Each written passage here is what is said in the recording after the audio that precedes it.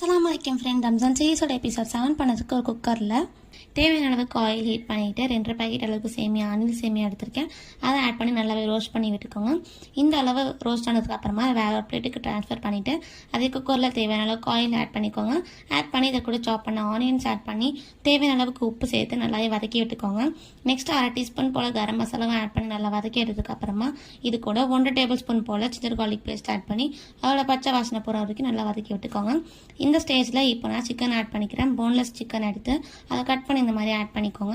Add பண்ணி அதை கொஞ்சம் நேரம் வதக்கி விட்டதுக்கு அப்புறமா தக்காளி ஒரு மீடியம் சைஸ் அளவுக்கு எடுத்து அதை கட் பண்ணி ஆட் பண்ணிக்கோங்க. கூடவே 2 பச்சை மிளகாவும் சேர்த்து ஆட் பண்ணி தக்காளி நல்லா வதங்கணும் அந்த அளவுக்கு வதக்கி விட்டுக்கோங்க. நல்லா வதக்கினதுக்கு அப்புறமா நம்ம இது கூட மசாலாலாம் ஆட் பண்ணிக்கலாம். இப்போ தக்காளிலாம் வதங்கிருச்சு. இது கூடவே மஞ்சள் தூள் அப்புறமா சில்லி பவுடர் ஆட் பண்ணிக்கோங்க. உங்கள் காரத்துக்கு ஏற்ற மாதிரி நீங்கள் ஆட் பண்ணிக்கலாம்.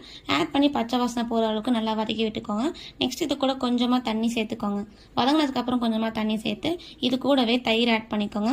தயிர் ஆட் பண்ணி அதை நல்லா கொஞ்ச நேரம் வதக்கி விட்டுட்டு நான் இன்றைக்கி 2 பாக்கெட் சேமியாவுக்கு 3 கிளாஸ் அளவுக்கு தண்ணி ஆட் பண்ணியிருக்கேன். அந்த தண்ணியை ஆட் பண்ணி நல்லா கொதி வர வரைக்கும் அது மூடி விட்டுருங்க.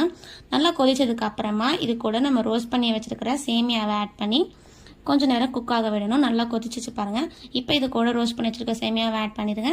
ஆட் பண்ணிவிட்டு ஒரு 5 மினிட்ஸ் போல் இதை க்ளோஸ் பண்ணி விட்டுடுங்க. 5 மினிட்ஸ்க்கு அப்புறமா இன்னொரு வாட்டி இதை மிக்ஸ் பண்ணி விடுங்க.